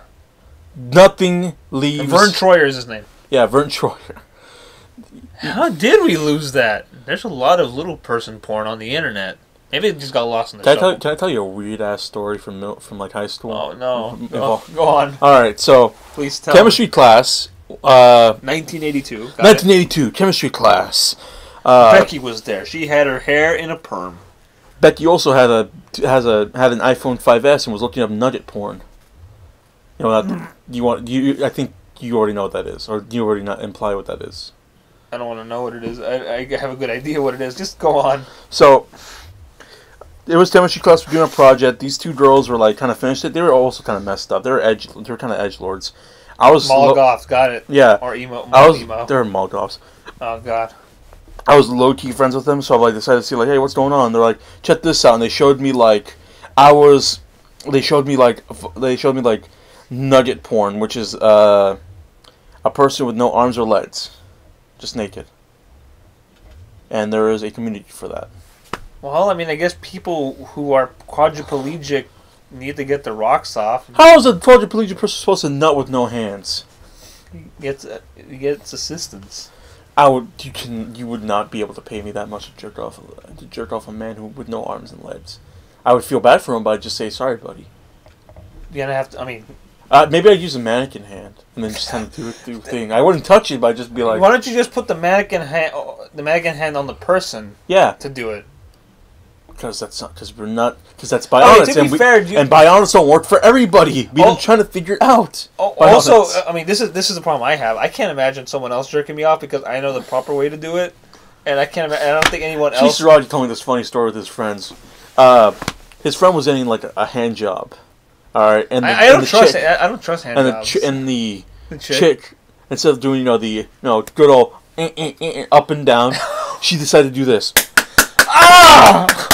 Oh no! And what people don't know, that movement was like she cupped the dog in her hand, and while moving up and down, it was slapping the head. No! God doesn't exist. God left. Let's go back to a place. Story. That suddenly got too scary for me. Oh God, too spooky for me. Also on a side note, five spooky, 6 me. Also on a side note, whenever I call someone a dickhead, I imagine that person with an actual head dick. That's actually kind of terrifying. And I've seen the Funky Forest. No, it's like I imagine like a cartoon dick you see on like a bathroom. When I ever call a person a dickhead, I just imagine like a cartoon dick on their head. Nice. A dick, like just a fucking dickhead. Anyways. Okay. Isn't that funny? Yeah, it is. No, but so Lost Medias are my favorite things. Again, this is tied in with Mouse.avi, but also some of the, creepy Lost Candle episodes. Candle Cove is one too. But I'm talking about the Lost Red Mist. Squidward suicide. The idea, the description of photorealistic eyes drawn on the characters. Drawn, not photoshopped, like someone's eyes. That's scary to me. Okay, that's scary. Another thing too. Squidward suicide is super plausible because the writer is right. Like Nickelodeon stuff love to mess around like with. But the idea of like SpongeBob titles before releasing them. Yeah, but also the idea of sneaking in like child murder in it is also interesting too. Because remember, like in between they would sneak. Who was the kid? No, they were two random kids. Like one of them was like a little boy, and the other one was a little girl. That were just like I guess it was like someone snuck in footage of like dead kids into it, like on the side of a road. I always found that weird. Like it's weird, but it's also kind of scary because imagine poor Steven Hillenburg. He's watching it. He's like watching like a preview of his finished cartoon, and all of a sudden, it's super scary, and everyone's being like really malicious to Squidward in a way that's not funny. 2, everybody's got like scary human, like photorealistically drawn human eyes that are red. I'm sorry, but like when I think realistic eyes in SpongeBob, I think about that scene where like Squidward or like Patrick is looking through the binoculars. You see like these like eyes. No, you're lucky. You think of that. I think I've seen some scary like artwork online. I know what that would look like. And then 2, the idea of like Squidward sitting in his like.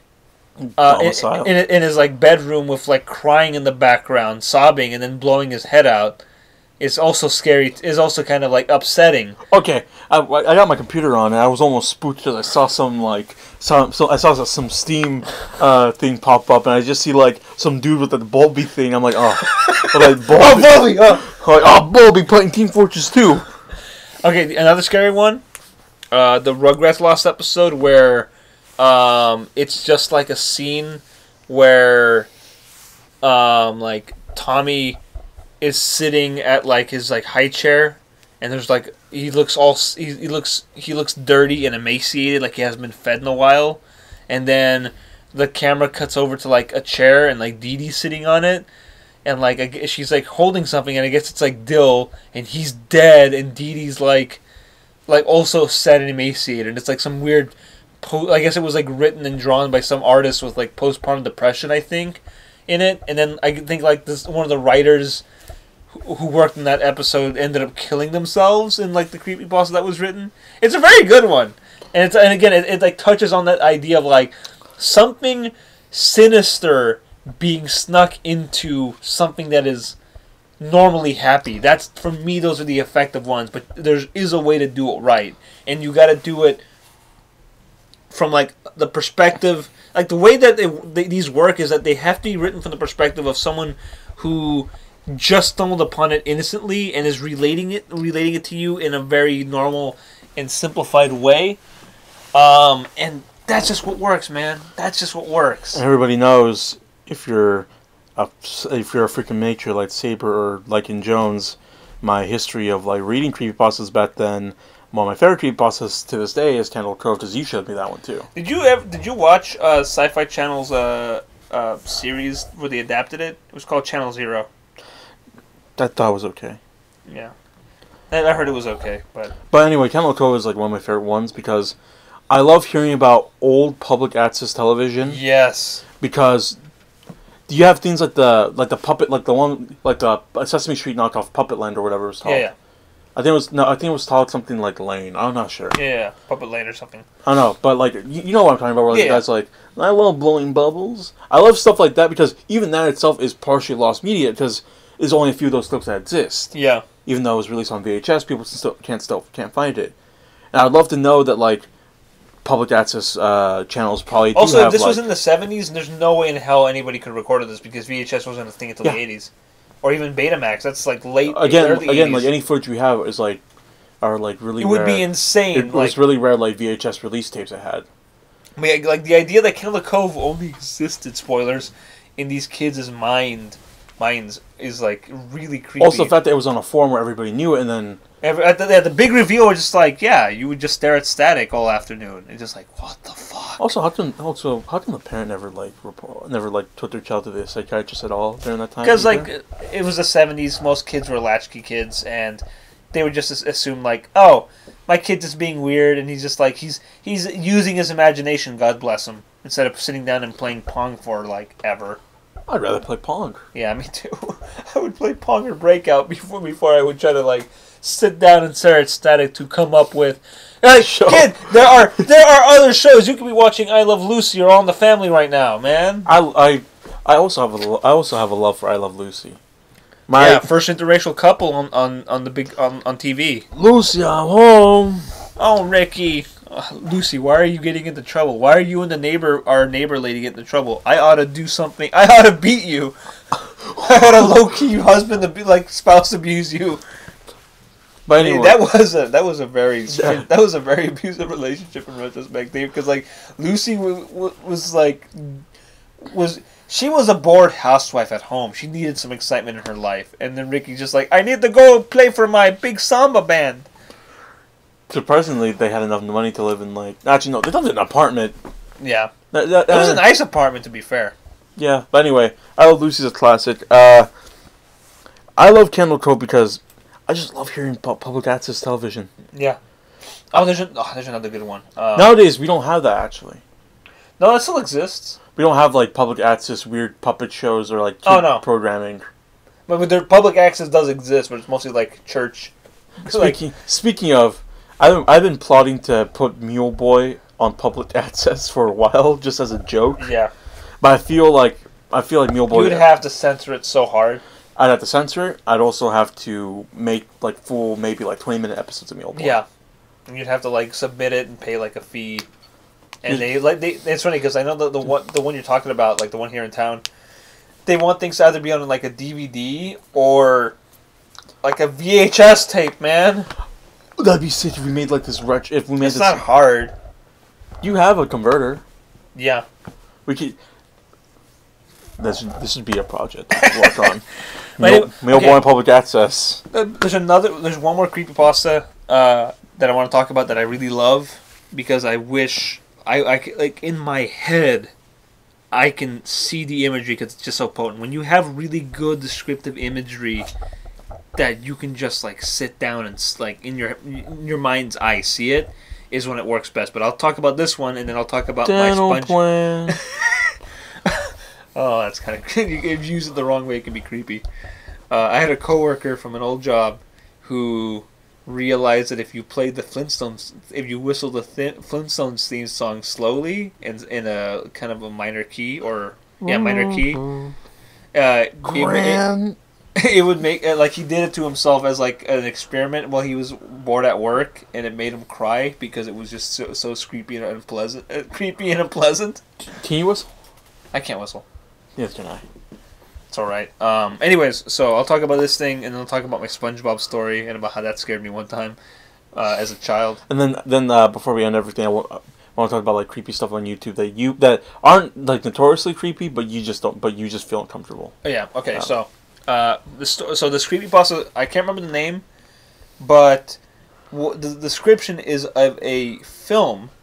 It's a video that starts off in some like field. It's in a field, and there's this white deer that is like laying dead on the ground, and then the camera zooms in close to it, and all of a sudden this clearly dead white deer gives birth, and like all this like black goo seeps out, and it's like some kind of like weird deer person hybrid, and then it goes from that, and it close-ups on this deer's eye, like dead, like unblinking eyes, and it just ends, and it's just like, what the fuck? And it's funny because that's only something that I literally imagine that in my head, and I don't like it. Yeah, I can. It's funny because I've seen like one of the comments I once read about like in regard to that video this creepypasta was like, oh, it sounds like this artist's video, and I looked up what this artist was like. Oh, yeah, I guess I can see that too, but this sounds creepier because it's in black and white and super grainy. And here's the thing. You want to know what a real-life creepypasta would look like that's similar to that? There is a student film by this artist named Elias Mirhaj, I think. I can't remember the guy's name. It's very complex, and it looks like it's hard to pronounce. But anyways, it's called, the video or the short film is called Begotten. Watch it. Begone, thought. So Begotten is a black and white, super creepy, super gothy. It looks like a Bauhaus cover album that is like a living, real-life creepypasta. I mean, there's no like evil effects or anything, but when you're done with it, you feel gross. And I saw that in art school, and for a reason, and it was very frightening to me and nightmarish. I feel like art school's an IRL creepypasta. Yes. The way people describe it. Yeah, it is. I'm not gonna lie to you. But yeah, so that's the thing. I can't remember what the name of it. I'll probably go home, read it, and scare myself. But don't worry, I cuddle up with my girlfriend. She'll be fine. And the cat. And the cat. No, the cat will be frightening also. Dental plan. But something I want to end the podcast. Oh, wait. Okay, my quick SpongeBob story. When I was a kid, there was an episode of SpongeBob where the hash-slinging slasher episode, and at the end of it, there's someone who's flickering the lights, and they showed a photoshopped like image of Nosferatu, the vampire, or Count Orlok from the movie Nosferatu. Directed by Matt Schretz. No, Max Schreck was Nosferatu. Was Count Orlok. He was directed by F.W. Murnau. Oh yeah. And it's just him. There's a scene in the movie where he shows up. It's a very creepy scene. He shows up in a hall, in like a doorway, about to like creep on the protagonist, and they pretty much like took that snapshot and then animated his arm to look like he was in a doorway flickering a light. And it's like, it's like supposed to be funny and like child friendly, because like at the end, like Nosferatu. I think I liked it as a kid because you showed me Nosferatu. Yeah. And I'm like, oh, that's cool. I'm like, oh yeah, that's cool. Yeah, but anyway, so here's the thing. When I was growing up, I had my bed was right in front of the doorway. So when I would go to sleep, I would look up at the doorway, and I would sometimes imagine Nosferatu. Was your bed on the wall? It was right next to it. Like it was like when I sleep, the foot of my bed. Like I would wake up and just see the doorway in front of me, and it was right there. And hey, guess what? At the door next to the doorway, there was a light switch. So I can imagine Nosferatu standing in the doorway, flickering that light and not giving me a happy, smiling face. Because, hey, I caught him. Yeah, I knew you were messing with me. But no, then you realize he's a terrifying, large, and tall vampire with creepy hands. Yes! Oh my god, that creepy motherfucker. Alright, give me a second. I gotta take a piss. Alright. I'll pause it. Intermission. Okay. Alright, so... Yeah, so that's my story. It was kind of weird. And it's so unfounded because the cartoon plays Nosferatu as such a nice guy, but yeah, as a kid I found that really creepy. Was he a nice guy in the movie? I don't No, know. I told you he was a creepy motherfucker. Anyway, so let's go on to those creepy YouTube video and channel recommendations. Go ahead, dude. I recommend looking up username Sits. Be a bigger man than I am. Try to watch the whole video. Sure, it's a little old, and by the way, that video... Marble Hornets. Marble Hornets are always good. But that video... Go on. wasn't inspired by the creepypasta. The creepypasta was inspired by the video. The video came first. Nice. Because the history behind it was a person made a version of it. Because the person who made the video is like this weird Japanese creepy artist who loves using dolls and ants. Yeah. He's very interesting. Look into it. But originally it was supposed to be a Nico Duga video. Oh, yeah, that's right, it was. And then he decided, hey, I'm going to put this one on YouTube too. And make a YouTube version. So, where did Cursed Image and Blessed Image come from? Japanese meme. Yeah, actually.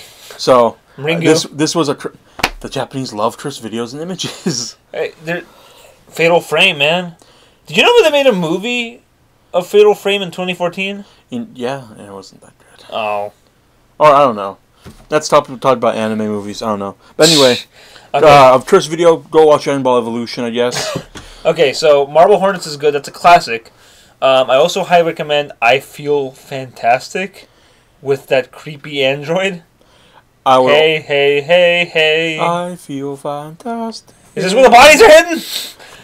Okay, so... Well, that's weird. I don't know. There's some great speculation about it. That's a great mystery of the internet. This house has people in it.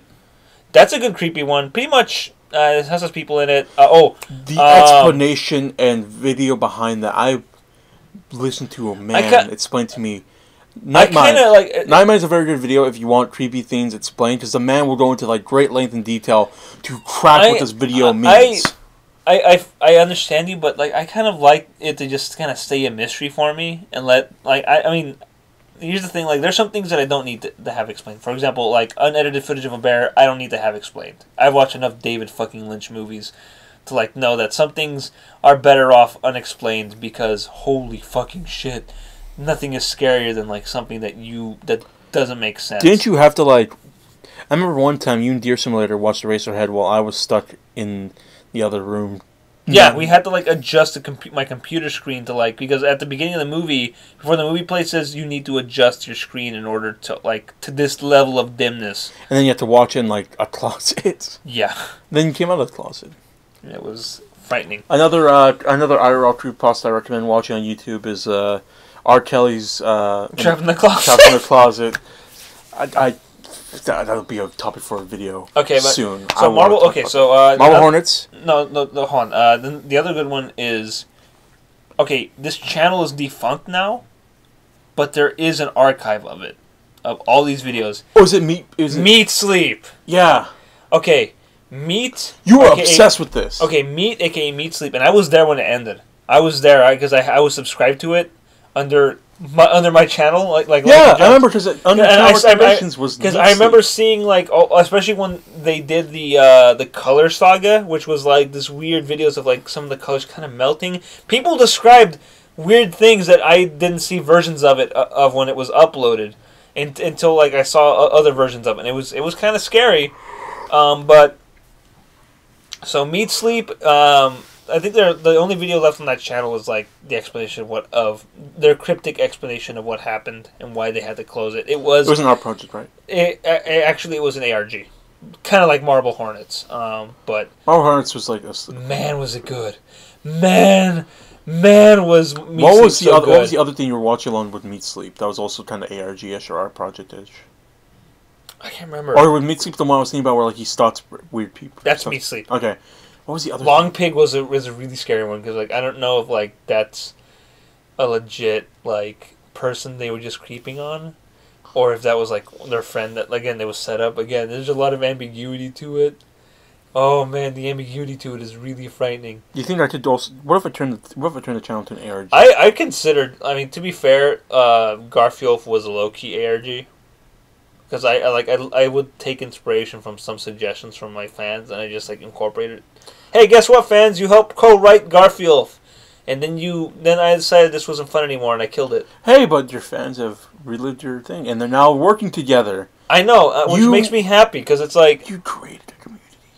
That's fine. You realize that without Garfield, people like Beautiful Duang or Danger Rooney would not like be a thing. They wouldn't be working together. They wouldn't be basing things off your work.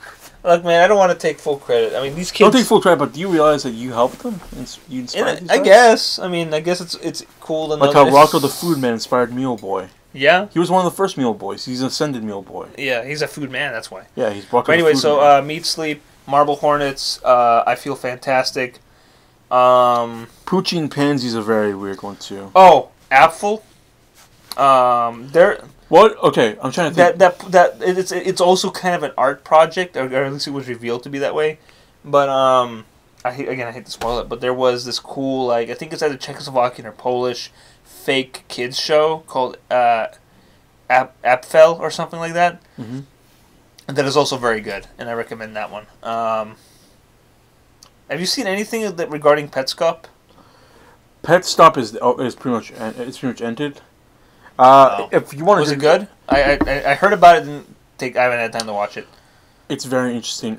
I would say that fuck you, Mad Pat, but I gotta give you credit where credit is fucking due.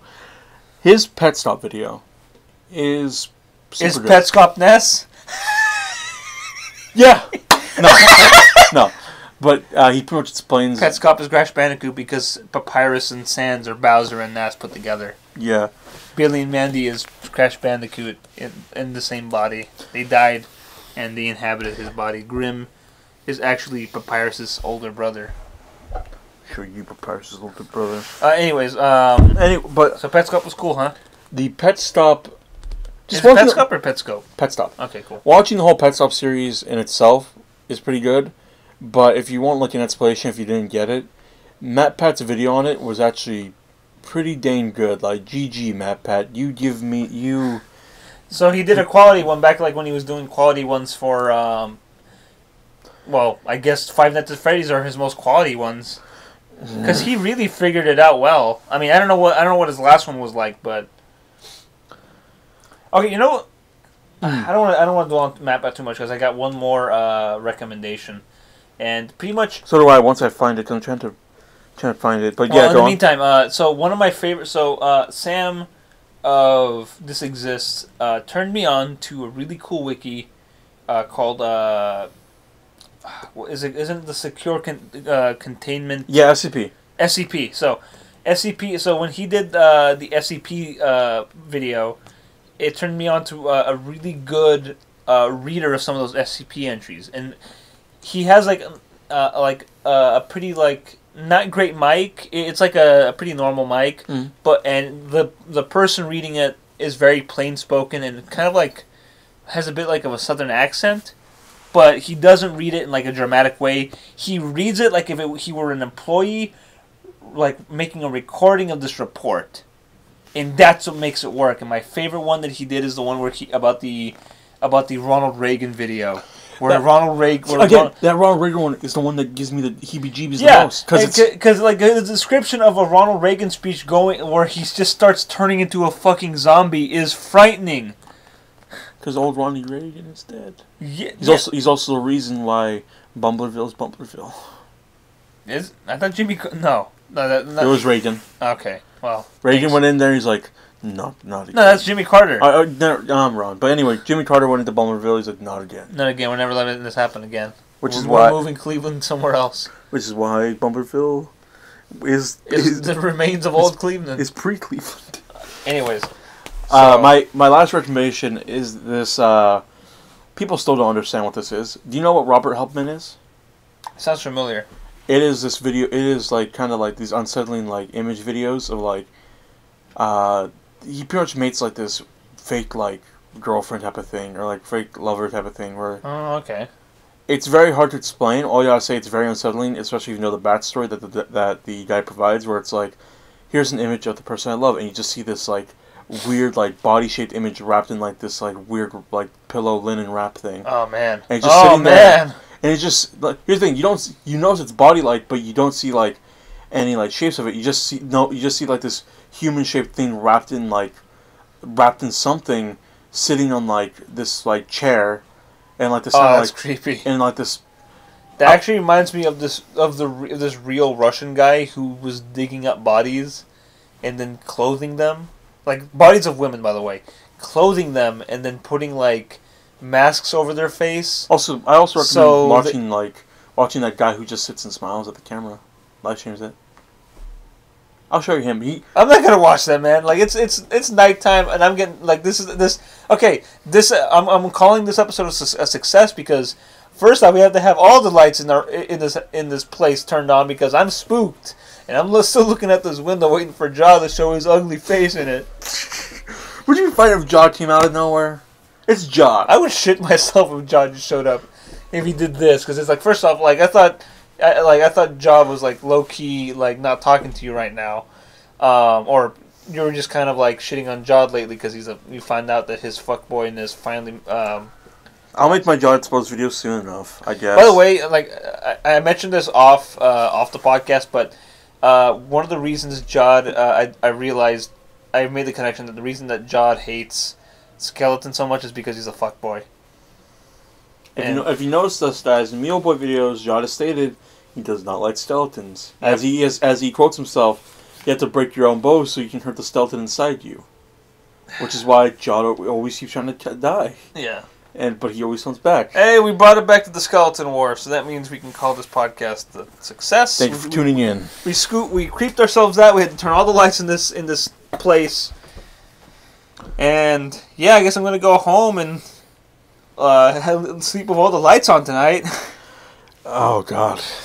I'm gonna have to like watch something that won't freak out my girl. That will like. I guess I'll just go home and download TF2 again and get back into that. Get that sweet Jungle Inferno. I might have to listen to like something mundane. I might have to turn the Ethan Heal. I might have to turn on the H3 podcast. Yeah, I gotta lighten yourself up for a while. Bring some light into this stupid place. So yeah, man. Thanks for watching. Yeah. Hopefully we spooked you. Yeah, hopefully we spooked you, dude. Thanks. Subscribe to Saber. To the Halloween Hall of Fame. See you at 11.